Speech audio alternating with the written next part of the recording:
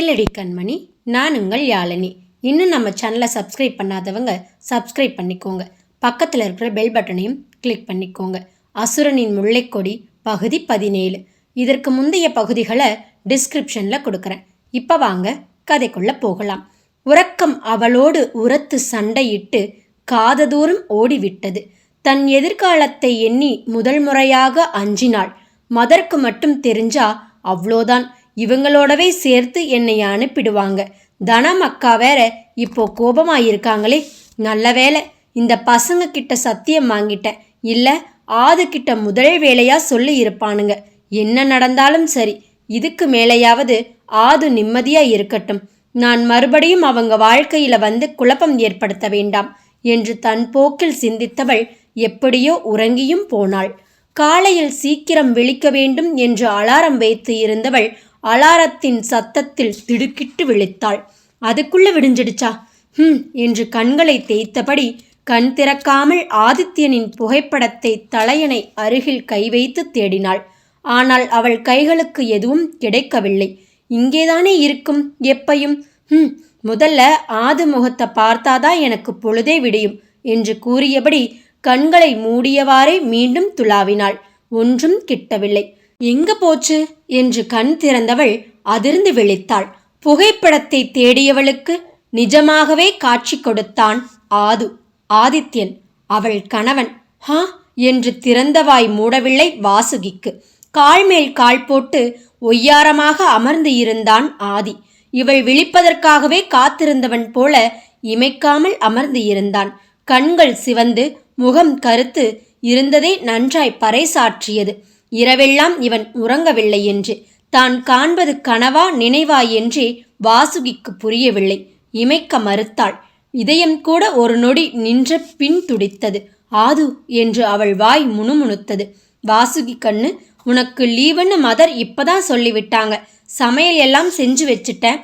எல்லோருக்கும் போட்டு கொடுத்துட்டு நீயும் சாப்பிடு, நான் கிளம்புறேன் என்று கூறிக்கொண்டே தனம் கிளம்பி விட்டார். அப்பொழுதுதான் கவனித்தாள், பாண்டியனும் சேரனும் ஆதிக்கு பின்னால் நின்று இருந்தனர். அவர்களை ஒரு முறை முறைத்தாள். நான் என்ன சொன்னேன், நீங்கள் என்ன செய்து உள்ளீர்கள் என்று. ஹிஹி அண்ணி, நீங்க எங்க கிட்ட சத்தியம் வாங்கிறதுக்கு முன்னவே நாங்க அண்ணனுக்கு ஃபோன் பண்ணிட்டோம் இல்லடா சேரா என்று பாண்டியன் இழுக்கவும், ஆமாம் அண்ணி என்று ஒத்து ஊதினான் சேரன். சரிடா சேரா, நம்ம கேம்பிற்கு தானே வந்தோம், வா அங்க போகலாம். இனிமே நமக்கு இங்க எந்த வேலையும் இல்லை. டாட்டா அண்ணி என்று இருவரும் சென்று விட்டனர். வீட்டில் ஆதி வாசுகியை தவிர வேறு யாரும் இல்லை. கிளம்பு, ஒற்றை வார்த்தையில் முடித்து விட்டான் ஆதித்யன். தன்னிடம் சண்டையிடுவான், கேள்வி கேட்பான், கோபப்படுவான் என்றெல்லாம் எதிர்பார்த்து காத்திருந்த வாசுகிக்கு ஆதித்யனின் இந்த ஒற்றை வார்த்தை வியப்பை தந்தது. திகைத்து அவனை பார்த்தாள். கிளம்புன்னு சொன்னேன். ஆதித்யனின் இந்த அழுத்தமான வார்த்தைக்கு அமைதியாக ஒத்துழைப்பதை தவிர வேறு வழியில்லை என்று தெரிந்து கொண்டாள் வாசுகி. மதர் தனம் அக்கா கிட்ட எல்லாம் சொல்லணும் என்று மென்று விழுங்கினாள். என்று கூறிவிட்டு எழுந்து சென்று விட்டான்.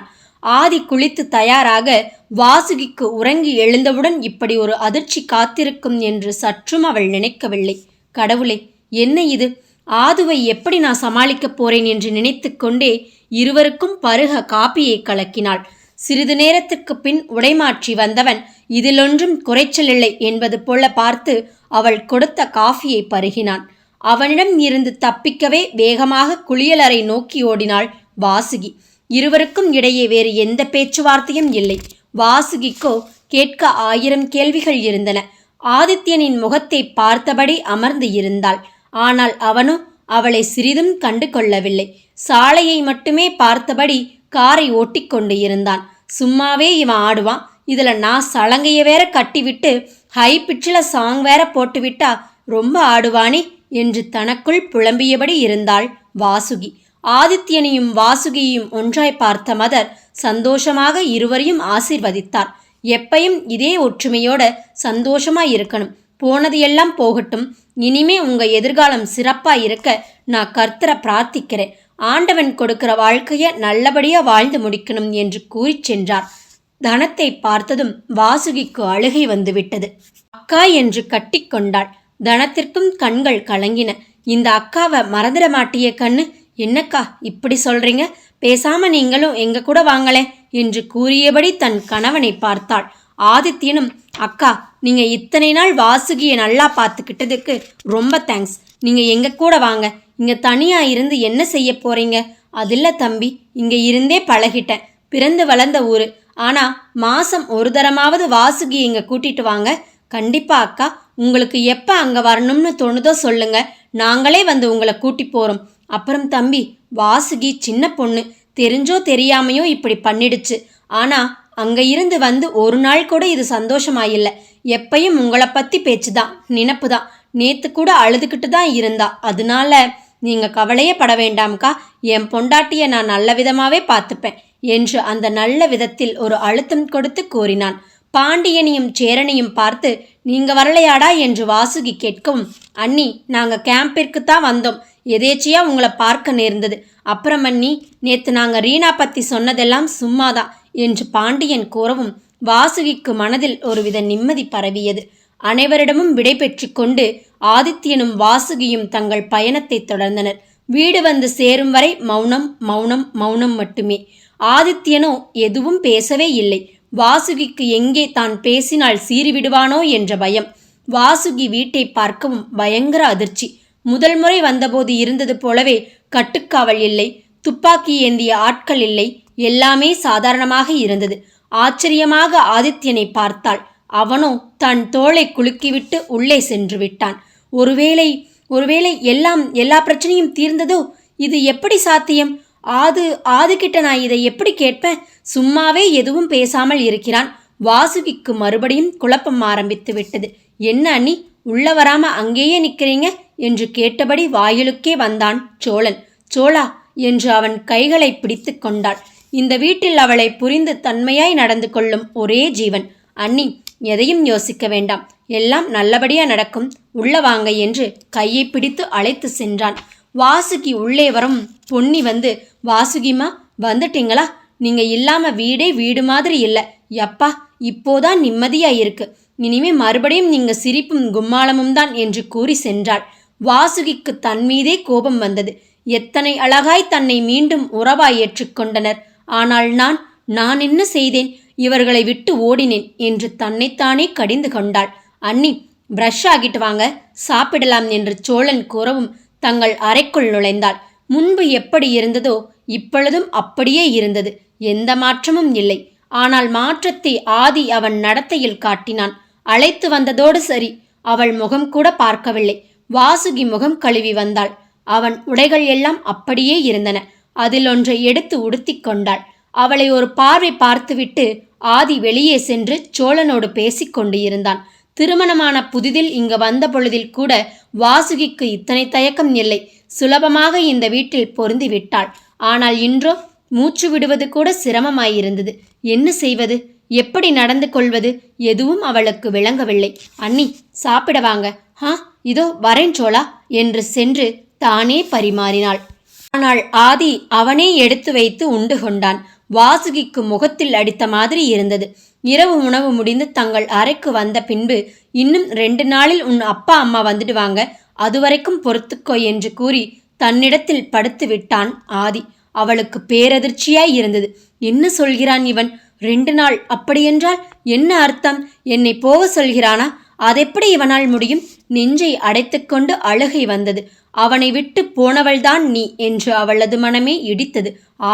ஆது என்பதை தவிர அவள் மனம் வேறெதுவும் கூறவில்லை.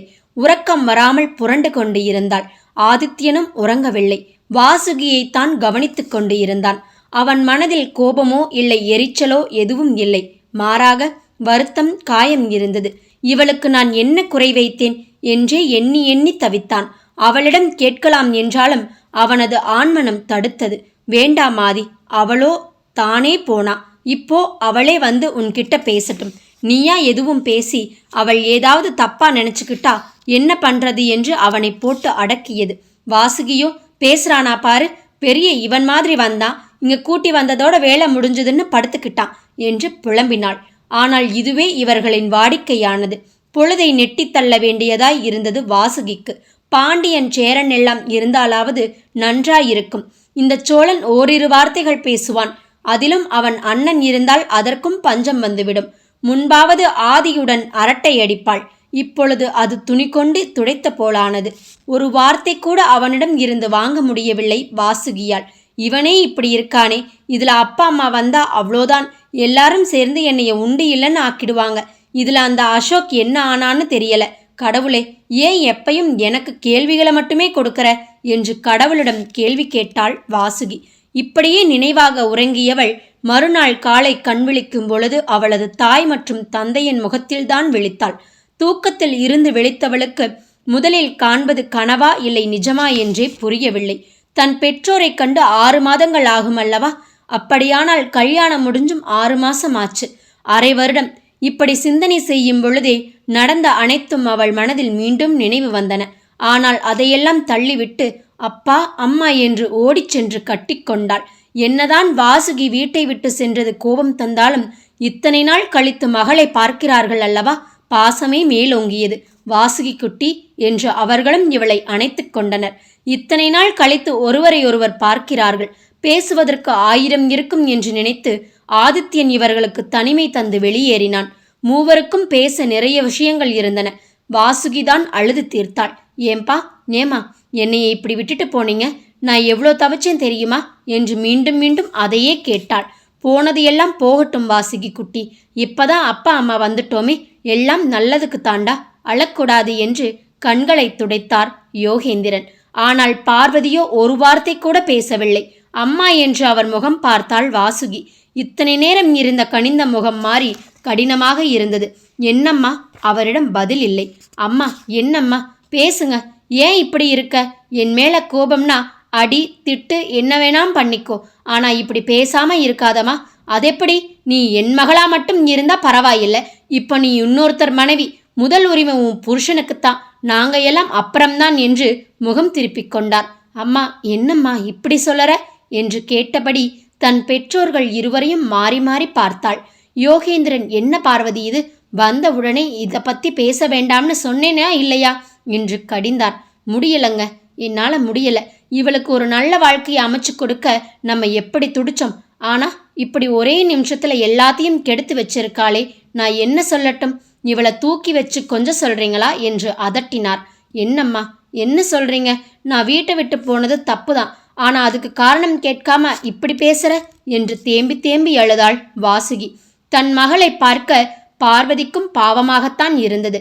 ஆனால் ஒரு தாயாக அவரால் என்ன செய்ய முடியும்? மகளின் வாழ்க்கைதானே ஒவ்வொரு தாய்க்கும் பெரியது. அதனால் இங்க பாரு வாசுகி, உன் வீட்டுக்காரரே இன்னும் உன்கிட்ட காரணம் கேட்கல. அதுவும் இல்லாம நீதான் எல்லாத்தையும் லெட்டர்ல தெளிவா சொல்லிட்டு தானே போன. அதை விட என்ன வேண்டும்? ஏண்டி இப்படி பண்ண? உனக்கு ஆதி தம்பி என்ன குறை வச்சாரு? இப்போ அவர் எங்களை இங்க வர சொன்னது உன்னைய எங்க கிட்ட ஒப்படைக்கத்தான் என்று கூறி இடியை இறக்கினார் பார்வதி. அம்மா இப்பொழுது என்னடி பிரயோஜனம்? ஒரு வார்த்தை என்கிட்ட போறதுக்கு முன்ன பேசி இருக்கலாமே. அப்படி என்னடி வெறுப்பு உனக்கு? இதை விட உனக்கு நல்ல மாப்பிள்ள உலகம் முழுக்க தேடினாலும் கிடைக்க மாட்டாங்கடி என்று தன் மகளுக்காக தான் வேதனைப்பட்டார் பார்வதி. வாசுகிக்கு என்ன பதில் கூறுவது என்று தெரியவில்லை. ஆதுவும் அப்படித்தான் நினைத்து கொண்டு இருக்கின்றானா? நான் எப்படி அவனை வெறுக்க முடியும்? ஐயோ ஆது, ஒரு வார்த்தை என்கிட்ட கேள, நான் எல்லாத்தையும் சொல்லிடுவேனே என்று தவித்தாள். ஆனால் பார்வதியோ, வாசுகி நல்லா கேட்டுக்கோ, உனக்கு நாங்க கல்யாணம் பண்ணி கொடுத்தாச்சு. உன் வாழ்க்கையை கட்டி காப்பாத்தி வச்சுக்க வேண்டியது உன் திறமை. உனக்கும் மாப்பிள்ளைக்கும் நடுவில் என்ன பிரச்சனைன்னு எங்களுக்கு தெரியாது, தெரிஞ்சுக்கவும் நாங்க விரும்பல. அவர் உன்னைய எங்க கூட அனுப்புற எண்ணத்துல இருக்கார். ஆனா நாங்க உன்னை அங்க கூட்டிட்டு போறதா இல்லை. ஏன்னா அந்த வீட்டுக்கு நீ வரணும்னா உன் புருஷனோட தான் வரணும். நீ மாப்பிள்ளை கிட்ட என்ன பேசுவியோ ஏது பேசுவியோ எங்களுக்கு தெரியாது. ஆனா உன் வாழ்க்கையை காப்பாத்திக்க இதுதான் கடைசி வாய்ப்பு. புரிஞ்சு நடந்துக்கோ. என்ன பார்வதி நீ? அவளே அழுதுகிட்டு இருக்கா, நீ வேற இப்படி பேசுற. இப்ப என்ன? கொஞ்ச நாள் வேணும்னா வாசுகி நம்ம வீட்டில் வந்து இருக்கட்டும். அப்புறம் 2 பேருக்கும் நடுவில் எல்லாம் சரியானதும் இங்கே வரட்டும். என்னங்க பேசுறீங்க நீங்க? இவ அங்கே நம்ம கூட வந்தா எப்படிங்க 2 பேருக்கும் எல்லாம் சரியாகும்? வாசுகி இங்கே தான் இருக்கணும். மாப்பிள்ளை கிட்ட சொல்லிட்டு நம்ம கிளம்புற வழியை பார்க்கலாம் என்று பிடிவாதமாய் முடித்து விட்டார் பார்வதி. அவர் கூறுவதும் நன்மைக்குத்தானே. ஆனால் வாசுகிக்கோ தன் பெற்றோர்கள் பேசுவது எதுவும் மனதில் பதியவில்லை. ஆதி அவளை அனுப்பிவிடுவான் என்ற செய்தியிலேயே அவள் மனம் உறைந்து நின்றது. இல்லை, என்னால் முடியாது. ஒரு தடவை நான் பண்ண தப்பே போதும். நான் மறுபடியும் ஆதுவை விட்டு போக மாட்டேன். நோ என்று தனக்குள் உருப்போட்டு கொண்டு இருந்தாள். அவளது முகத்தை கண்ட பார்வதிக்கு திருப்தி. அவ கொஞ்சம் யோசிக்கட்டும், நீங்க வாங்க போகலாம் என்று கூறி ஆதித்யனை பார்க்க சென்றனர். அவனோ இறுகிய முகத்துடன் அமர்ந்து இருந்தான். மாப்பிள்ள, என்ன மாமா, என்ன அத்தை, இப்போ உங்களுக்கு நிம்மதியா? எல்லா பிரச்சனையும் முடிஞ்சுது. வாசுகிக்கு இருந்த ஆபத்து எல்லாம் காணாம போயிடுச்சு. அவளும் திரும்பி வந்துட்டா. இப்போ உங்களுக்கு சந்தோஷம்தானே என்றான் தன் கவலையை மறைத்த குரலில். யோகேந்திரனோ, உங்களுக்கு எப்படி நன்றி சொல்றதுனே எங்களுக்கு தெரியல ஆதி தம்பி. ஆனா பொண்ணை பெத்த எனக்குத்தான் தெரியும். இத்தனை நாளா நானும் பார்வதியும் எப்படி மனசளவுல வேதனைப்பட்டோம்னு. இப்போ எல்லா பிரச்சனையும் சரியாயிடுச்சு தான். ஆனா எங்களுக்கு என்னவோ மனசுக்கு ரொம்ப சங்கடமா இருக்கே ஆதி. ஏன் மாமா இப்படி சொல்றீங்க? இங்க யாரும் ஏதாவது சொன்னாங்களா என்ன? ஏன் உங்களுக்கு என்ன சங்கடம்? வாசுகி ஏதாவது சொன்னாளா என்று படபடத்தான். அவ எதுவுமே சொல்லல, அதான் சங்கடமே. ஏன் வீட்டை விட்டு போனான்னு ஒரு வார்த்தை சொல்லல. நீங்களும் கேட்கிற மாதிரி தெரியல. உங்க வாழ்க்கையை கெடுத்துட்டோமோன்னு இருக்கு. மாமாம், அதெல்லாம் இல்லை. நானாதானே வந்து உங்ககிட்ட வாசுகிய பொண்ணு கேட்டேன். வாசுகி என்னோட பொறுப்பு. என் கூட இருந்தாலும் சரி, இல்லை உங்க கூட வந்தாலும் சரி, வாசுகி தான் என் மனைவி. அதில் எந்த மாற்றமும் இல்லை. ஸோ நீங்க கவலையே பட வேண்டாம். அதெப்படி மாப்பிள்ள, கவலையே இல்லாம இருக்க முடியும்? கல்யாணம் தான் எப்படியோ நடந்துடுச்சு. பிரச்சனைகள் எல்லாம் தீர்ந்தாலும் உங்க வாழ்க்கை இன்னும் சீராகலையே என்று கண் கலங்கினார் பார்வதி. அத்தை ப்ளீஸ், இது பத்தி பேச வேண்டாம். வாசுகி மனசுல என்ன இருக்குன்னு யாருக்கும் தெரியாது. ஆனா நிச்சயமா வீட்டை விட்டு போனதுக்கு ஒரு காரணம் இருக்கணும். அவளுக்கு அது எப்போ நம்ம கிட்ட சொல்லணுமோ அப்ப சொல்லட்டும். அதுவும் இல்லாம அவளுக்கு நீங்க இருக்க பிடிக்கலன்னு நினைக்கிறேன். ஸோ நீங்க வாசுகியை கூட்டி போங்க என்றான் ஒரு மாதிரி குரலில். இவை அனைத்தும் வாசுகியின் காதுகளில் விழுந்தபடிதான் இருந்தன. அவள் மனமோ சொல்ல முடியாமல் மனவேதனையில் இருந்தது. தன் நிலையை எண்ணி எண்ணி வருந்தினாள். அத்தனை பிரச்சனைகள் நடந்தபோது கூட தன்னை வெளியே அனுப்பாதவன் இன்று அனைத்தும் முடிந்தபோது போக சொல்கிறானே. தாலி கட்டியவன் போய் என்று கூறுவதும், பெற்ற தாயவள் வராதே என்று கூறுவதும் யார் வாழ்க்கையிலும் நடக்காத ஒன்றாக இருக்கும் என்றே எண்ணினாள் வாசுகி. அவளுக்கு மேற்கொண்டு என்ன செய்ய வேண்டும் என்றே புரியவில்லை. நடந்த அனைத்தையும் அவள் மனம் மீண்டும் ஒரு முறை அசை போட்டது. ஒன்று மட்டும் அவளுக்கு தெளிவாய் விளங்கியது. இனி ஒரு நொடி கூட ஆதி இல்லாமல் அவளால் இருக்க முடியாது. இதற்கு முன் எப்படியோ, ஆனால் இப்பொழுது மீண்டும் ஆதுவோடு சேர்ந்து வாழ வாய்ப்பு கிடைத்து இருக்கிறது. வாசுகி நன்றாக யோசித்தாள். தெளிவாக ஒரு முடிவும் எடுத்தாள். கண்களை துடைத்து கொண்டு குளித்து முடித்து வெளியே வந்தாள். நேராக பூஜை அறைக்கு சென்று விளக்கேற்றி மனமுருக வேண்டி நின்றாள். அங்கே அவள் வைத்து போன இடத்தில் சாவிக்கொத்து அப்படியே இருந்தது. ஒரு புன்னகையோடு அது தன் கையில் எடுத்து பார்த்தவள் இடுப்பில் சொருகிக் கொண்டாள். பின், பொன்னி அக்கா, என்ன டிஃபன் பண்ணியிருக்கீங்க? மதியம் சமையலுக்கு காய்கறி எல்லாம் இருக்கா என்று நொடியில் அவ்வீட்டு மனுஷியாய் மாறிவிட்டாள் வாசுகி. சோழனுக்கும் தன் பெற்றோருக்கும் பார்த்து பார்த்து பரிமாறினாள். ஆதி அமைதியாக இதையெல்லாம் பார்த்தபடிதான் உண்டு கொண்டு இருந்தான். அவன் முகமும் யோசனையை வெளிக்காட்டியது. வாசுகியும் அவனை பார்த்த வண்ணம்தான் இருந்தாள். சிறிது நேரம் இருந்துவிட்டு பார்வதியும் யோகேந்திரனும் அவர்கள் வீட்டிற்கு சென்று விட்டனர். செல்வதற்கு முன் ஆதித்யனிடம் சிறிது நேரம் பேசினர். ஒரு வார்த்தை கூட வாசுகியை வா என்று அழைக்கவில்லை. வாசுகியும் அவர்களோடு கிளம்பும் எண்ணத்தில் இல்லை. அவளுக்கு ஆதித்யனோடு பேசி தீர்க்க வேண்டியது நிறைய இருந்தது. இவன் தாலிக்கட்டு வான்னு கூப்பிட்டா உடனே வரணும். இப்ப போயிடுன்னு சொன்னா உடனே இடத்தை காலி செய்யணுமா? என்ன நினைச்சுக்கிட்டு இருக்கா என்று சரியான சந்தர்ப்பம் பார்த்து காத்து கொண்டு இருந்தாள். மழை கொட்டி தீர்த்து கொண்டு இருந்தது. இடி, மின்னல், மழை. ஆனால் இடியும் மின்னலும் வாசுகியின் மனதிலும் மாறி மாறி போட்டி போட்டு கொண்டு இருந்தன. வாசுகியின் பெற்றோர்கள் சென்ற பின்னும் ஆதித்யன் அவளிடம் ஒரு வார்த்தை கூட பேசவில்லை. ஏன் போகவில்லை என்று கூட கேட்கவில்லை. ஏன் இருக்கிறாய் என்றும் கேட்கவில்லை. இதற்கு மேல் வாசுகிக்கு பொறுமை இல்லை. ஆதித்யனை தேடிச் சென்றாள். மாடியில் பால்கனியில் சாய்விருக்கையில் சாய்ந்து அமர்ந்து இருந்தான். அவன் கண்களோ மழையை வெறித்தபடி இருந்தன. மெல்ல நகர்ந்து சென்று அவனிடம் அமர்ந்தாள். ஆது, இது மட்டும்தான் வாசுகி அறிந்தது. கண்ணிமைக்கும் நேரத்தில் ஆதி அவளை இழுத்து தன் மீது சரித்திருந்தான். அவனது கைகளோ அவளை இறுக வளைத்திருந்தன. இவ்வளோ நாளாடி உனக்கு என்கிட்ட வந்து பேச என்று கேட்டபடி மேலும் மேலும் இறுக அணைத்தான். திகைத்து போய் அவனது அணைப்பிற்குள் இருந்தாள் வாசுகி. சொல்லுடி, ஏன் போன? உனக்கு இங்க என்னடி குறை? நீ சொல்றபடி எல்லாம் தானே ஆடணும். சொல்லுடி, உனக்கு எப்படி என்னை விட்டு போக மனசு வந்தது? பதில் சொல்லுடி. உனக்கு என் மேல கொஞ்சம் கூட காதல் இல்லையா? ஏண்டி போன? ஆதித்யனின் ஒவ்வொரு கேள்விக்கும் அவனது அணைப்பு இறுகிக்கொண்டே போனது. முத்தங்கள் முழுதாய் ஆக்கிரமித்தன இருவரையும். முதலில் திகைத்த வாசுகி அவனின் முரட்டு காதலைக் கண்டு ஆனந்தம் அடைந்தாள். அவனோடு இன்னும் இன்னும் ஒன்றிக்கொண்டாள். தன்னிடம் இருந்து விலகுவாள், திமிருவாள், கோபப்படுவாள் என்றெல்லாம் எதிர்பார்த்தே ஆதி அணைப்பை இறுக்கியது. ஆனால் அவன் மனைவியோ மாறாக இழைந்து கொடுத்தாள். வாசு திகைத்து அவள் முகம் நோக்கினான். ஆது என்ற கதறலோடு அவனது மார்பில் மேலும் முகம் புதைத்தாள். வாசு, ஏன் வாசு என்று கூறி மேலும் முன்னேறினான். சொல்லடி, ஏன் போன? எனக்கு தெரியும் உன்னால் என்னைய வெறுக்க முடியாதுன்னு. அப்புறம் ஏன் அப்படி ஒரு லெட்டர் வச்சுட்டு போன? இதை கேட்டு வாசுகி விழுக்கென்று நிமிர்ந்து அவனை பார்த்தாள். என்னடி பார்க்குற? எல்லாரும் அதிலிருந்த உன் எழுத்தத்தான் பார்த்தாங்க. ஆனா நான் அதிலிருந்த உன் கண்ணீரை பார்த்தேன். அந்த கண்ணீருக்கு பின்னால இருக்கிற காதலை பார்த்தேன். நிச்சயம் இதுக்கு வேற காரணம் இருக்கும்னு எனக்கு தெரியும். சொல்லுடி வாசுகி, என்னைய மிருகமா மாத்திடாத என்று அவளது இடையை தன்னோடு சேர்த்து மேலும் இறுக்கினான். வாசுகிக்கு அனைத்தையும் இப்பொழுதே கூறிவிட வேண்டும் போல இருந்தது. ஆனால் அவளுக்கோ இப்போதிருக்கும் இந்த மௌன நிலையை இழக்க விரும்பவில்லை. அதையெல்லாம் விட எப்படி ஒன்றுமே தெரியாமல் அவனை காதலிக்க தொடங்கினாலோ அதே போல வேறு எதை பற்றியும் தெரிந்து கொள்ள விரும்பாமலே அவனோடு கலந்துவிட எண்ணினாள். அதாவது அவனை அவனது காதலுக்காக மட்டுமே காதலித்தவள் இன்று அதே காதலுக்காக மட்டுமே தன் கணவனோடு இணைய எண்ணம் கொண்டாள். உஷ் ஆது, இப்போதான் நான் வந்துட்டேனே. உங்களுக்கும் எனக்கும் கேட்க 1000 கேள்விகள் இருக்கு. ஆனா அதெல்லாம் இப்போ நமக்குள்ள வேண்டாம். இப்போ ஆது, வாசு மட்டும்தான். நான் உங்களுக்காக மட்டும்தான் லவ் பண்ணேன். அதே போல நமக்கான உறவு நாம காதலுக்காக மட்டும்தான் இருக்கணுமே ஒழிய நீ இது பண்ண நான் உனக்கு அது பண்ணேன்னு கணக்கு வழக்கு பார்க்கக்கூடாது என்று தன் கணவனின் விழிகள் பார்த்தாள். வாசு, எஸ் ஆது, ஐ love you and I need you now. இதற்கு மேல் ஆதித்யனுக்கு பேச நினைத்தது எல்லாம் ஞாபகம் இருக்குமா என்ன? அவனுடைய காதல் இன்று எந்த காரணத்திற்காகவும் அல்லாமல் அவனுக்காகவே அவனது கரங்களில் வந்திருக்கிறதே. இது ஒன்று போதாதா? Vasu, I love you too என்று அவள் இதழ் அணைத்தான். இன்னும் பலத்த இடியுடன் மழை பொழிந்தது. ஆதித்யனும் வாசுகியும் தங்கள் காதல் மனையில் நனைந்து கொண்டு இருந்தனர். வாசு, எழுந்துரு வாசு, மழை ரொம்ப அடிக்குது. சொன்னா கேளடி, எப்ப பாரு பிடிவாதம் என்று சற்றே ஆதி அதட்டவும் அவன் மார்பில் சாய்ந்து இருந்த வாசுகி நிமிர்ந்து அவனை பார்த்தாள். என்ன பார்வை!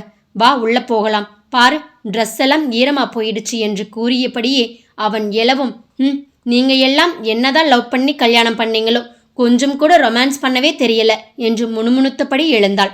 அவள் சொன்னது தெளிவாய் கேட்டாலும் என்னடி அங்க முணுமுணுப்பு என்றான் அவளை தன்னோடு இறுக்கியபடி. இதுக்கொன்னும் குறைச்சலில்லை என்று எண்ணிவிட்டு ஒண்ணுமில்லை என்று பதில் கூறினாள். எப்பையும் உனக்கு அறிவு கொஞ்சம் கம்மின்னு அப்பப்போ ப்ரூவ் பண்ற வாசு என்றான் மெல்ல நகைத்தபடி. வாட்?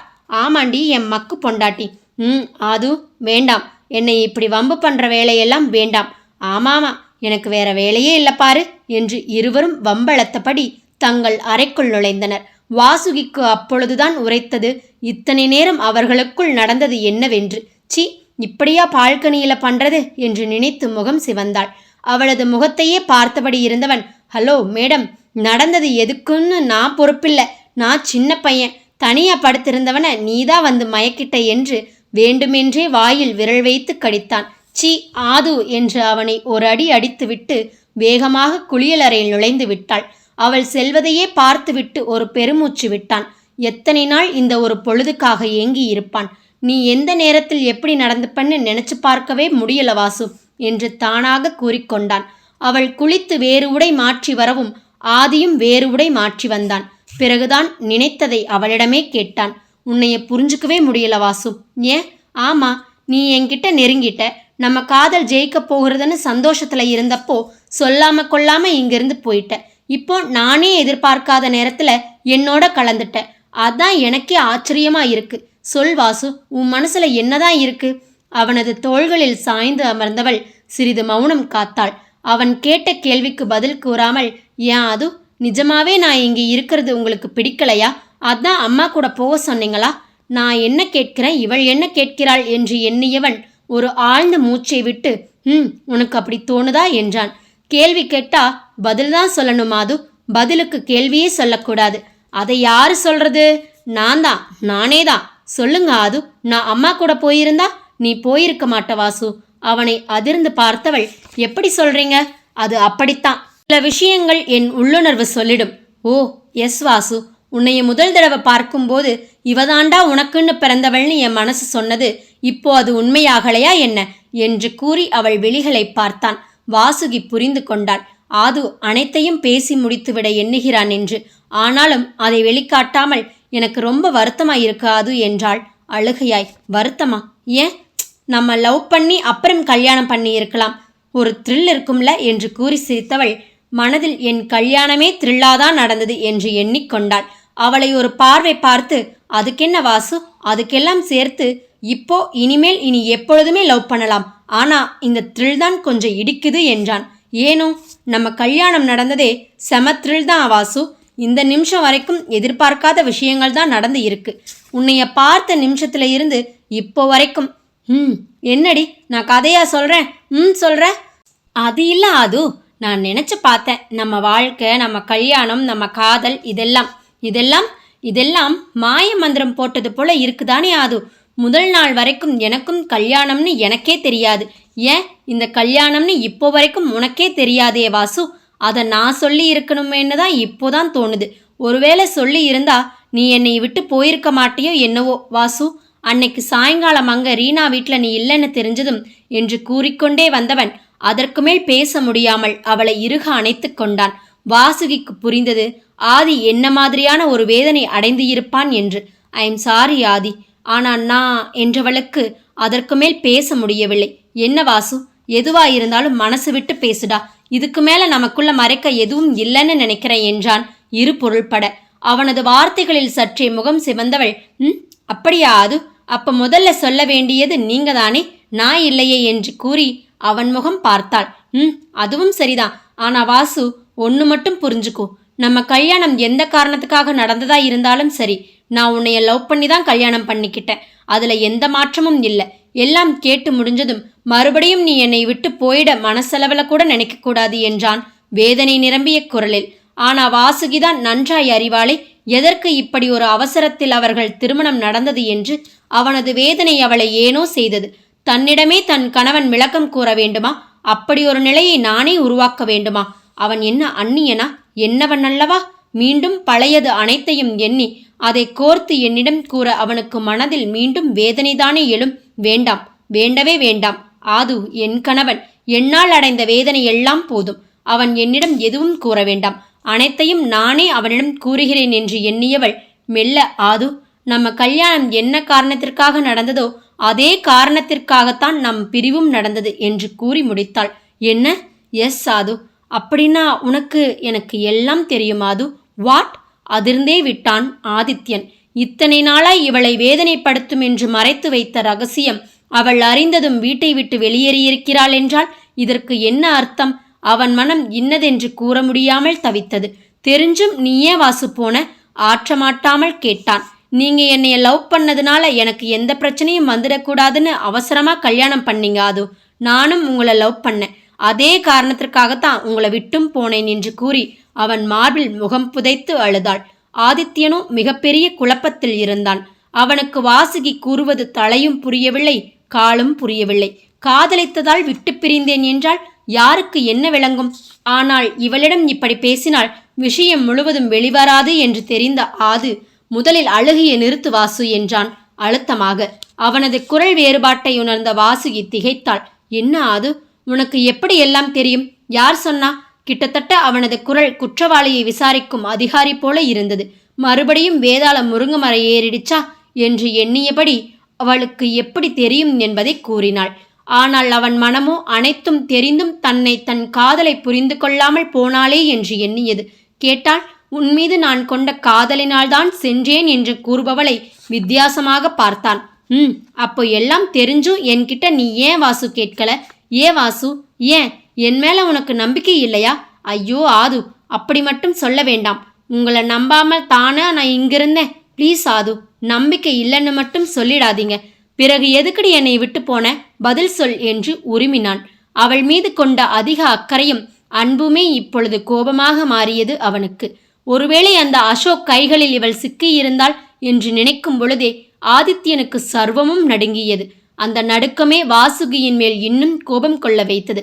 பதில் சொல்லுன்னு சொன்னேன். அவனது குரலும் முகமுமே வாசுகிக்கு ஏனோ அச்சத்தை கொடுத்தது. சிறிது நேரம் முன்பு தன்னோடு கொஞ்சிக் குழவியவன் இப்பொழுது கோபத்தில் கர்ஜனை செய்கிறான். இல்லை யாது, அது நான் போயிட்டா நீங்க அந்த அசோக் மேல கவனம் செலுத்த மாட்டீங்க என்று அவள் கூறும் பொழுதே அவள் கன்னம் எரிந்த உணர்வு ஏற்பட்டது. அடித்திருந்தான், அடித்தே விட்டான். இந்த அடி எதற்கு என்று கூட வாசுகிக்கு புரியவில்லை.